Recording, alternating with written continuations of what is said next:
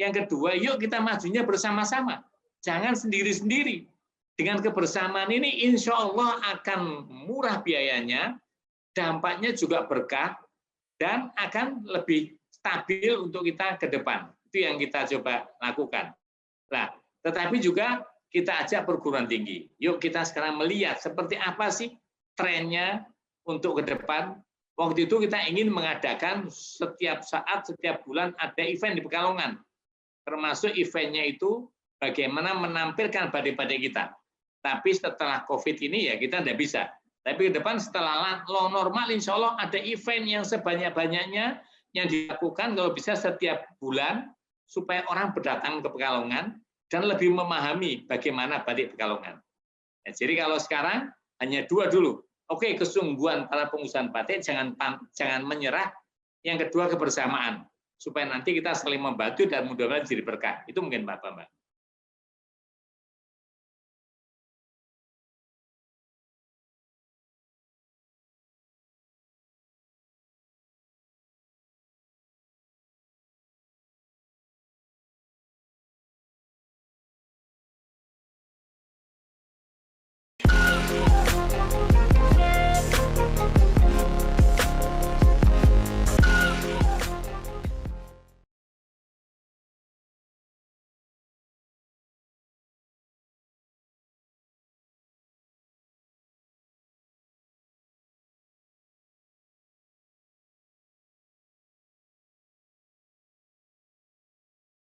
Assalamualaikum warahmatullahi wabarakatuh. Waalaikumsalam warahmatullahi wabarakatuh. Bersama saya Bambang Sadono di channel Inspirasi Jawa Tengah. Mudah-mudahan channel ini bisa memberi inspirasi, memberi motivasi, edukasi, informasi, syukur bisa membantu mencari solusi. Kami sedang mempersiapkan beberapa video berkaitan dengan hari jadi Kota Pekalongan nanti 1 April. Temanya adalah potensi ekonomi Kota Pekalongan. Pagi hari ini saya ketemu dengan Bapak Dr. Basir Ahmad Sawi yang pernah menjadi Wali Kota Pekalongan 2005 sampai 2015. Betul Pak ya? Ya betul. Ya. Ya. Apa kabar Pak Basir? Alhamdulillah baik Pak Bambang. Ya. Ketemu lagi kita. Ketemu lagi ya. Nah, Pak Basir, Kota Pekalongan ini kan sangat dikenal di mana-mana karena potensi batiknya. Mungkin Bapak pernah menjabat Wali Kota Pekalongan selama 10 tahun dan ikut mengembangkan juga. Mungkin bisa bercerita asal muasal batik di Kota Pekalongan. Silakan Pak. Ya, terima kasih Pak Bambang. Jadi batik ini punya cerita panjang. Kalau dikatakan umurnya mungkin 300 tahun Pak Bambang. Ya, jadi dimulai pada tahun 1700 itu ada seorang bupati yang menemukan pewarnaan indigo. Mungkin mungkin saja membawa dari luar negeri. Dia menanam di sini sehingga warna indigo itulah yang memulai batik Pekalongan punya kekhasan. Ya, mungkin kita tahu kalau kita warna merah itu lasem, kita tahu juga kalau warna sogan atau coklat itu adalah Jogja Solo. Sedangkan untuk Pekalongan itu indigo yang dimulai, walaupun akhirnya berkembang luar biasa dengan berbagai warna. Itu kira-kira terjadi pada 1700. Pada waktu itu Bupati Jayadiningrat yang menjadi Bupati Pekalongan, kebetulan dia adalah keturunan Tionghoa, yang akhirnya itu yang menjadi mulainya batik di Pekalongan. Kira-kira seperti itu Pak Bambang. Maaf Pak Basir, indigo itu warnanya apa? Biru Pak Bambang. Ya. Jadi inilah yang membedakan dengan batik Jogja dan Solo karena warna itu ya Pak? Warnanya, dan biru itu dikembangkan jadi berbagai macam warna. Dari biru itu dikembangkan dengan berbagai macam warna. Itu yang bedanya. Jadi kalau Jogja Solo basisnya adalah warna sogan atau coklat kita katakan, dan biasanya hitam. Tetapi kalau Pekalongan memang berbagai warna dia bisa. Mewarna sogan pun kita bisa, Pak. Itu Pekalongan itu khasnya bisa membuat batik dengan berbagai warna dan dari berbagai daerah. Itu yang khas di Pekalongan. Iya.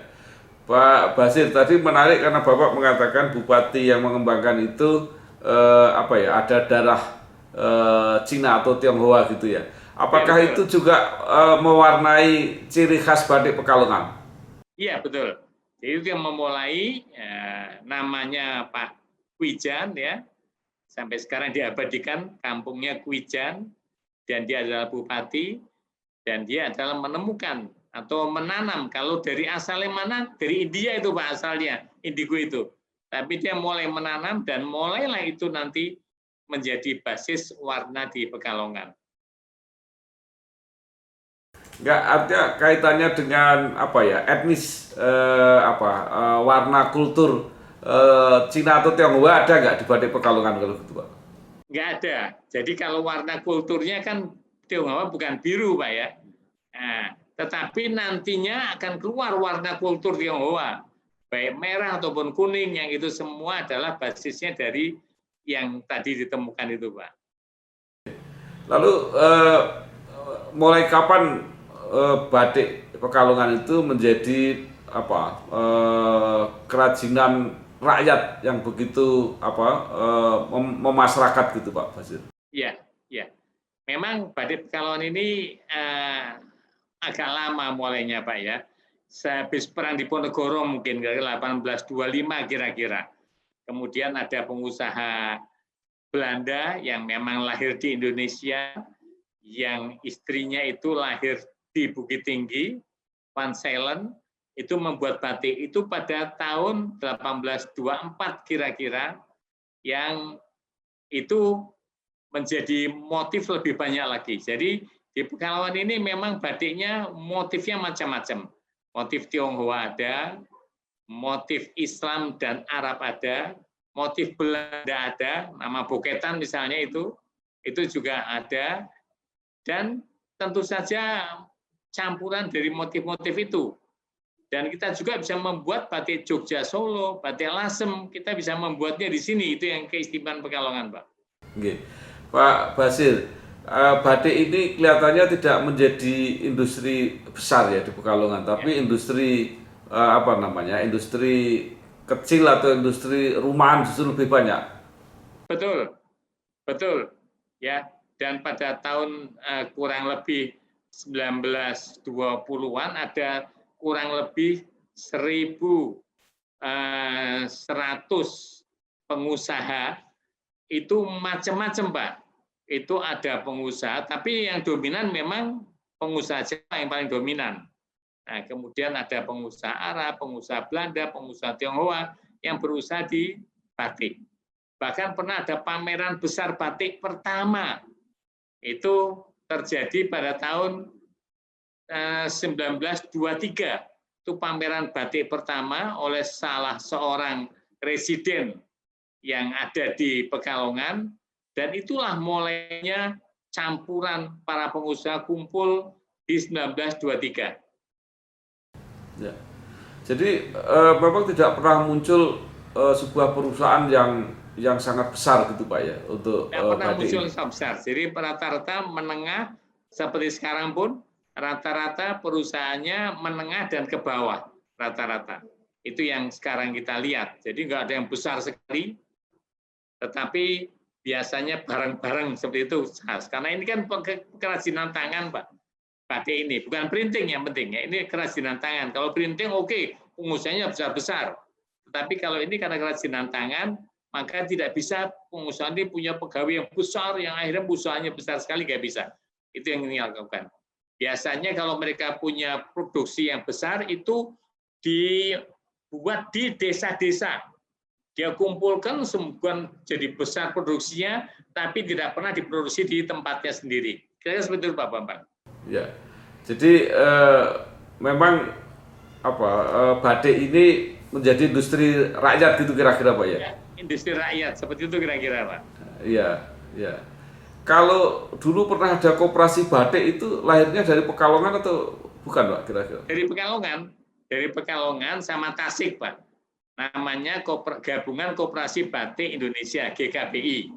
Itu bahkan sekarang kan yang di Jalan Sudirman paling ujung itu kan gedungnya dekat BRI itu adalah gedung dulu GKBI itu, Pak. Gabungan Koperasi Batik Pekalongan. Memang ada 2 daerah yang dominan, Pekalongan dan Tasik. Tetapi sebenarnya orang Pekalongan yang lebih banyak pembatiknya. Seperti itu kira-kira, Pak. Jadi kalau dilihat sejarah keberhasilannya, berarti memang batik Pekalongan itu sudah sukses sejak dulu, Pak, kalau gitu ya? Iya, sudah lama sekali, Pak. Sudah lama sekali. Dan itu tadi saya katakan 300 tahun yang lalu. Tetapi mulai agak kuat itu setelah Perang Diponegoro. Pada tahun 1224 itu mulai kuat, karena teman-teman dari Belanda pun mulai membuat batik, teman-teman dari Tionghoa lebih fokus membuat batik, sehingga tidak hanya orang pribumi, tetapi sudah macam-macam, sehingga batiknya lebih bermacam-macam lagi. Jadi misalnya ada boketan, atau model bunga lah, itu boketan itu. Itu adalah khas sekali pada tahun itu. Seperti contoh ini Pak Bambang, ada buku batik Belanda. Batik Belanda ini tahun 40, Pak. Ini pengusaha Belanda yang luar biasa kuatnya, Van Selen, sampai dengan tahun 1948. Jadi 100 tahun dia. Itu syaratan. Tapi juga ada batik lagi yang Tionghoa, Ui Sujun misalnya, dan lain-lainnya. Jadi artinya batik kuat di Pekalongan itu sejak lama. Dan sampai sekarang. Kalau Pak Bambang nanti melihat kondisi sekarang, sangat fantastik. Sangat fantastik. Karena kalau Bapak masuk sekarang di Pekalongan, kira-kira minimal ada 30 perusahaan yang mengirimkan produksi Pekalongan keluar kota. Itu kira-kira 30. Jadi itu yang ada, dan nanti kita ceritakan di belakang. Bagaimana kondisi sekarang dan bagaimana kondisi dulu. Bagaimana sebelum COVID dan bagaimana setelah COVID. Nanti kita ceritakan di belakang. Ya, Pak Basir ketika memimpin Pekalongan kan sempat membuat kenangan yang monumental. Kalau tidak salah ada pusat grosir batik ya. Kemudian ada museum batik kalau tidak salah. Ya, monggo Pak, itu ceritanya gimana itu? Jadi gini, saya begitu jadi wali kota tahun 2005 melihat bagaimana yang akan menjadi lokomotif ekonomi masyarakat Pekalongan. Ada 2 pilihan saya waktu itu. Yang pertama batik, yang kedua ikan. Karena ikan ini juga pelabuhan kita menjadi yang terbesar di Asia Tenggara waktu itu. Nah, kita akan fokus pada batik ini. Batik harus menjadi lokomotif ekonomi. Tapi saya lihat mindset batik ini pada waktu itu adalah mindset turun-temurun dari para juragan atau para pembuat batik kepada anak-anaknya. Kemudian saya berpikir ini harus diilmiahkan batik ini. Sehingga semua orang punya hak yang sama. Sehingga nanti akan lebih berkembang lagi kekuatan batik itu. Dan dimulai dengan apa? Dimulai dengan pada waktu saya membuat museum batik. Karena kita sudah 300 tahun tidak punya museum batik. Itu yang kita coba lakukan. Dan dimulai dengan apa? Dimulai dengan memberikan masukan batik pada semua jenjang pendidikan. Itu kita lakukan. Sampai dengan membuat jurusan batik, baik pada STM, sekolah kejuruan, ataupun pada perguruan tinggi yang ada di Pekalongan. Harapan saya dengan diilmiahkan, orang semua memahami, dan orang semua punya hak yang sama untuk bisa belajar batik. Tidak lagi turun-temurun dari juragan kepada anak-anaknya. Itu yang kita lakukan. Dan nanti kita lihat pengembangannya sekarang luar biasa, Pak-Bapak. Setelah COVID ini, batik Pekalongan semakin menggila, Pak. Jadi kalau di lain tempat orang sulit ekonominya, sekarang Bapak bisa lihat balik di Pekalongan sangat hebat ekonominya. Ini yang saya lihat. Dan itu anak-anak muda, lulusan perguruan tinggi batik dan lulusan SMK batik. Kira-kira seperti itu. Jadi setelah diilmiahkan akan bagus. Nah, jadi saya membuat museum itu untuk apa? Satu tentunya untuk menyimpan barang-barang yang lama ada. Tetapi yang kedua, museum ini dipakai bagaimana untuk melatih orang yang bisa membatik. Bagaimana di SD yang ada muatan lokal batik, kalau mau latihan batik di museum ini. Karena susah kalau semua sekolah kita siapin alat untuk membatik, anggarannya tidak akan cukup. Nah, kita buat giliran Demikian juga nanti yang SMP kita buat giliran sampai dengan yang SMA. Tetapi kalau untuk SMK kita buat sendiri jurusan batik. Di SMA tekstil itu kita kasih jurusan batik. Dan itu memang dia punya alat-alatnya lebih lengkap. Jadi prinsipnya museum itu ada 2 jendela yang kita akan kembangkan. Yang pertama tentu jendela budaya kita akan kembangkan, tetapi yang kedua jendela pendidikan. Karena nanti harapannya akan berkesinambungan batik ini dan punya pengrajin-pengrajin baru dan punya pengusaha baru yang sudah mempunyai ilmiah, mengetahui ilmunya batik. Itu seperti itu Pak Bambang.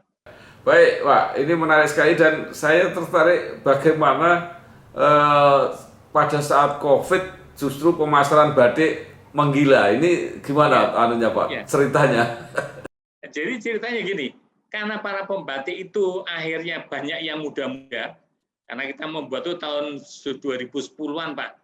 Waktu itu perjuangannya bukan untuk kota kreatif Pak, tapi perjuangannya waktu itu untuk membuktikan kepada UNESCO bahwa batik adalah warisan budaya tak benda Indonesia. Kita berjuang. Dari mulai saya jadi wali kota 2007 dan berhasil baru pada tanggal 2 bulan 9 tahun 2009. Itu baru berhasil. Itu langkah saya yang awal untuk membuat orang percaya bahwa batik ini adalah warisan budaya tak benda Indonesia. Dan buktinya Pekalongan yang mengusahakan adalah museum batik kita mendapatkan gelar Best Practice Pelestarian Budaya Batik. Ada 3 museum di dunia yang berbuat seperti itu, dan Pekalongan adalah museumnya dapat penghargaan UNESCO. Tanggalnya sama, Pak. 2 bulan 9. Ini membuktikan bahwa Pekalongan yang berusaha agar supaya batik diakui sebagai warisan budaya tak benda. Nah, kemudian kita meluncur lagi kepada bagaimana menciptakan batik sebagai Pekalongan sebagai kota kreatif. Ya. Kita buat ekosistemnya Pak Bambang. Jadi tadi kita garap mulai ada museumnya, kita garap ada pendidikannya, kita garap ada kelompok pembatiknya. Pemerintah juga membantu mereka sehingga kerjasama 4 faktor ini dan media kita libatkan juga untuk sama-sama supaya kita bisa mendapatkan kota kreatif dunia yang bidangnya adalah industri kreatif dan kesenian rakyat. Jadi dulu itu 2, Pak. Jadi industri batik dan kesenian rakyat. Karena di sini kesenian rakyatnya khas. Macam-macam etnis di sini ada, Pak. Kesenian pun macam-macam etnis kita munculkan. Dan itulah yang membuat UNESCO tertarik dan akhirnya kita ajukan dan alhamdulillah 2014 itu bisa berhasil. Artinya ini tidak mendadak, tetapi ekosistemnya kita buat, kemudian kita yakinkan bahwa ini mulai dari lama, dan sekarang masih aktif, dan ke depan akan semakin besar. Itu yang kita butuhkan sama UNESCO, sehingga UNESCO percaya, dan akhirnya itu akan menjadi ekonomi kreatif. Ini tadi Pak, yang saya tertarik bagaimana mungkin pada masa ini ekonomi di mana-mana turun, tapi ekonomi batik di Pekalongan justru membaik. Gimana Pak? Oh iya, saya lupa diri menjawab. Lah, tadi dengan adanya sistem pendidikan, anak-anak muda ini sekarang muncul menjadi pembatik baru, Pak. Anak-anak muda. Dan mereka memainkan IT, Pak, untuk memasarkannya. Ya. Sehingga begitu IT ini muncul, kemudian orang pada pesan, kan kita tidak bisa pameran, Pak. Kita pameran Inakraf jebol. 3 kali pameran, biasanya dikuasain orang Pekalongan, pulang semuanya menggigit jari karena nggak banyak yang laku. Nah, dari pengalaman itu, akhirnya kita coba bagaimana anak-anak muda ini untuk memasarkan batik lewat online. Dan dampaknya luar biasa. Dampaknya luar biasa. Jadi, yang besar oke tetap karena dia sudah punya pelanggaran hebat. Tapi yang muda-muda ini nguasain IT, dia memasarkan dengan IT, tidak dengan pameran lagi, dan akhirnya mereka jalan dengan luar biasa. Makanya sekarang bisnis angkutan itu dipegang luar biasa, Pak. Ada 30 minimal perusahaan angkutan yang membawa hasil batik dari Pekalongan yang bentuknya pesanan-pesanan lewat online kepada seantero di Indonesia, bahkan luar negeri. Gambarnya seperti itu, Bapak-Bapak. Jadi nanti kalau Bapak-Bapak kemari, saya tunjukkan, Pak. Itu bersebelahan, banyak sekali transport yang bisa mengirim kemana saja. Itu yang kita lihat. Kalau bisa dibayangkan gitu, meningkatnya sampai berapa persen, Pak, kira-kira dengan sebelum pandemi? Mungkin sampai 25%, Pak. Sehingga di sini Bapak tidak akan melihat bahwa rakyat Pekalongan ini ada pengaruh karena pandeminya, Pak. Jadi itu yang kelihatannya karena memang produksi kita dua, yang memang tidak banyak terpengaruh oleh pandemi. Yang pertama batik, yang dua ikan. Ikannya juga hebat juga. Sehingga dua-dua inilah yang akhirnya membuat ekonomi Pekalongan tetap bisa bagus dan bisa berhasil dengan baik. Ya, itu jenis apa, Pak, yang laris sekarang? Terutama daster, Pak. Jadi kita waktu itu takut, pada waktu itu kita takut, gimana di batik? Orang mesti nggak ada yang pertemuan, nggak ada yang mau ada pesta, harus pakai batik yang resmi. Ternyata orang banyak di rumah butuhnya daster. Sehingga kita geber daster itu luar biasa. Sehingga Bapak sekarang bisa lihat ini kota ini jadi kota daster, Pak, untuk keluar negeri. Dan keluar kota dan sampai ke luar negeri. Itu luar biasa, Bapak. Kalau nanti saya tunjukkan produksi mereka sudah tidak lagi ribuan, ratusan ribu, jutaan yard itu yang dikirim ke luar negeri. Seperti itu, Pak. Maksud saya kalau daster kan tidak perlu batik yang canggih-canggih yang bagus gitu, Pak. Mungkin tinggal nanti ada mutunya dari mulai yang paling rendah sampai yang lebih tinggi mutunya. Tentu semuanya harganya di bawah 100 dan di atas 100, kurang lebih seperti itu. Tapi kalau jumlahnya besar sekali, daster orang bisa membuat semua, bisa menjahitnya semua orang, maka itulah yang akhirnya kita saat ini bisa booming karena daster itu, Pak. ya. Pak, kalau pasar online begitu berperan, berarti pasar-pasar yang dibuat itu pasar grosir batik itu sekarang gimana, Pak? Nggak begitu berfungsi pasti gitu? Menurun, Pak. Pasti menurun karena orang nggak bisa keluar kota, kunjungannya nggak bisa keluar kota, dia menurun. Tetapi mereka juga main online juga, Pak. Begitu yang mudah main, dia nyewa orang, Pak. Yang bisa online 2 orang dan nyewa yang biasa ngirimnya, dan mereka bergeser seperti itu, Pak. Jadi yang sudah besar-besar memang agak menurun. Tetapi pemain baru-baru yang memang kuat-kuat di online-nya inilah yang bisa meningkat. Seperti itu kira-kira gambarnya. Jadi grosir store masih, Pak. Pengunjungnya memang berkurang. Tetapi karena mereka sekarang banyak main online, ya tetap omsetnya masih cukup bagus, jadi masih cukup baiklah untuk pengusaha kecil. Kalau yang merek-merek yang terkenal gitu apa aja, Pak, sekarang? Ya, yang terkenal itu ada banyak sekali, Pak. Jadi nggak ada yang khusus terkenal sekali, nggak ada, Pak.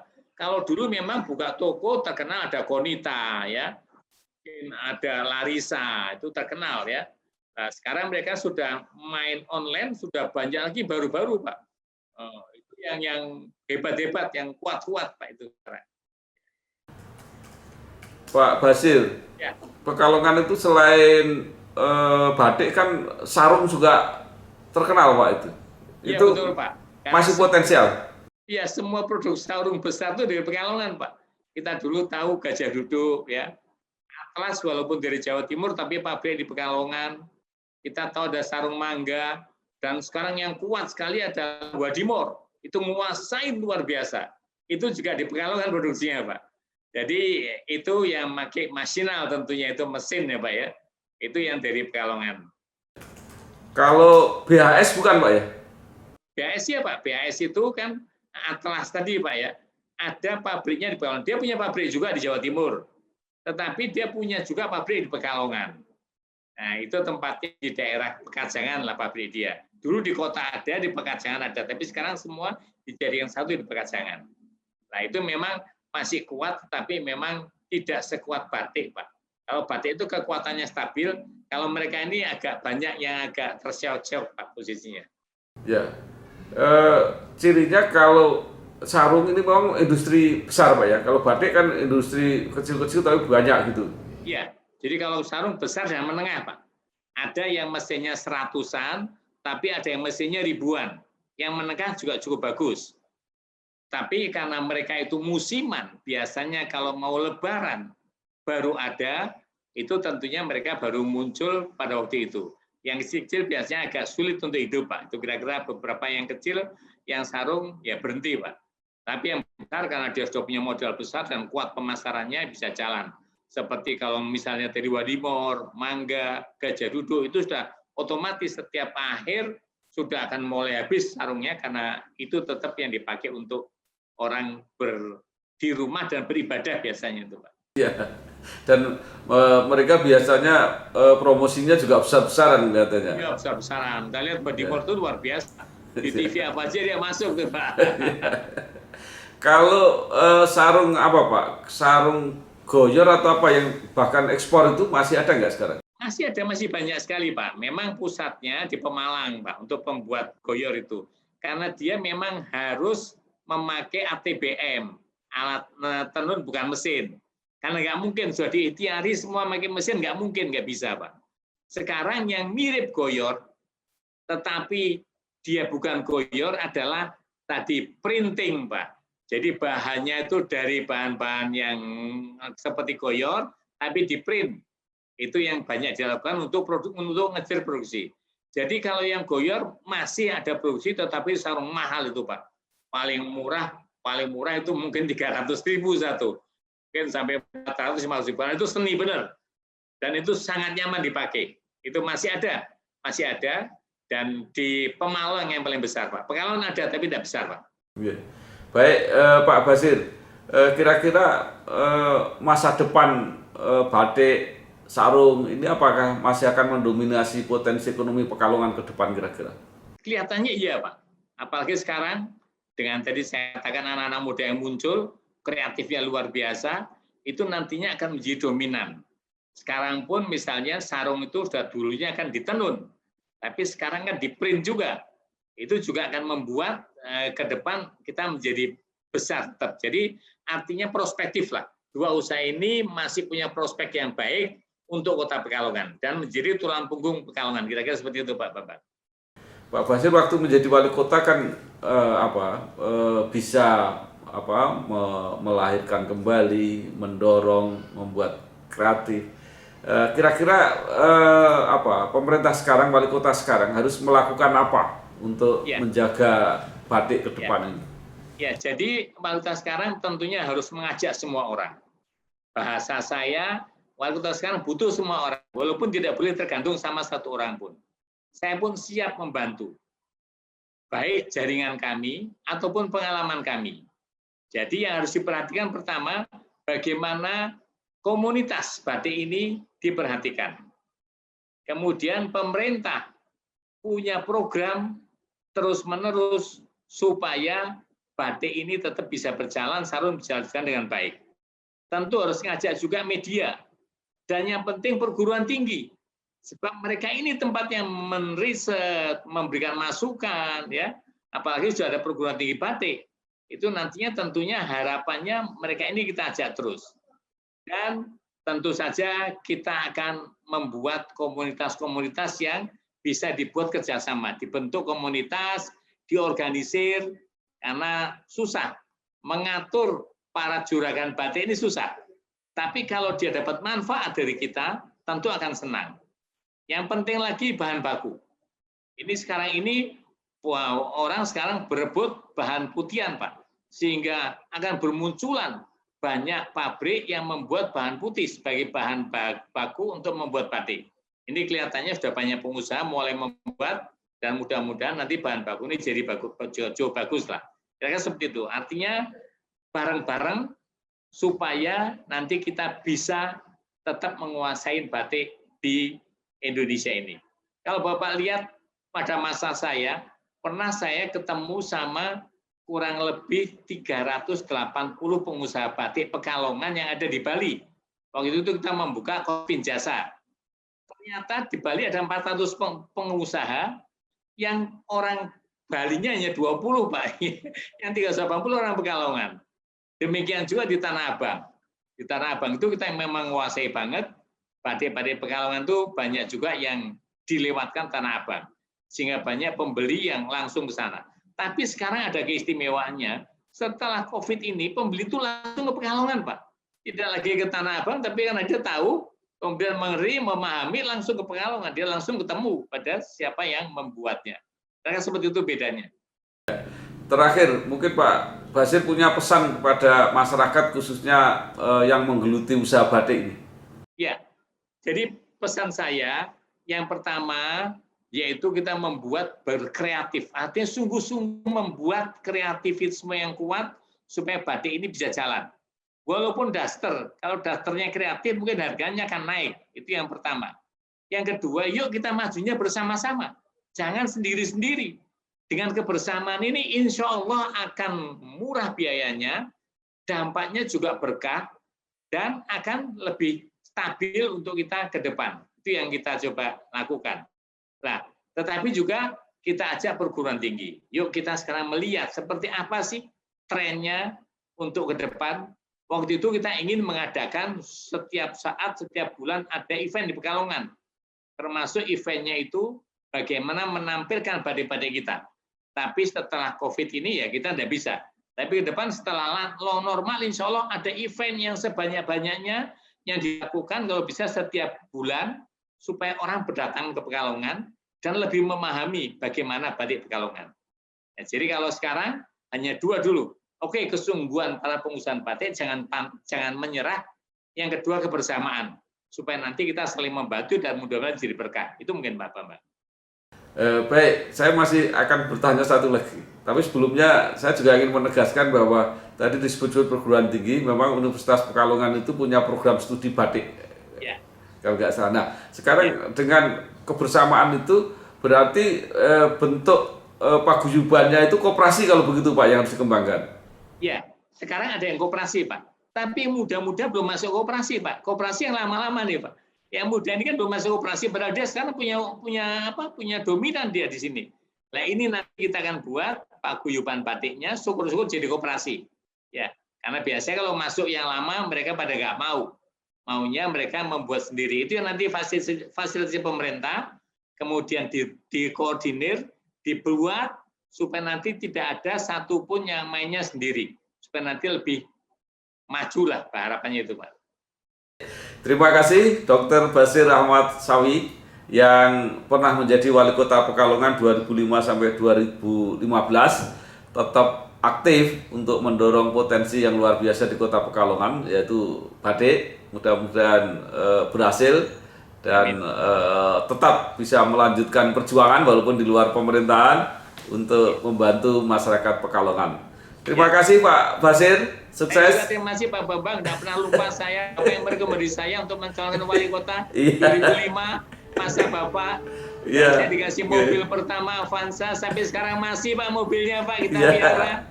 Alhamdulillah. Lihat mobil itu ingat Pak Bambang. Alhamdulillah. Mudah-mudahan lain kali ketemu Pak Bambang. Mudah-mudahan sukses juga Pak Bambang. Sehat Pak. Terima kasih. Wassalamualaikum warahmatullahi wabarakatuh. Waalaikumsalam warahmatullahi wabarakatuh.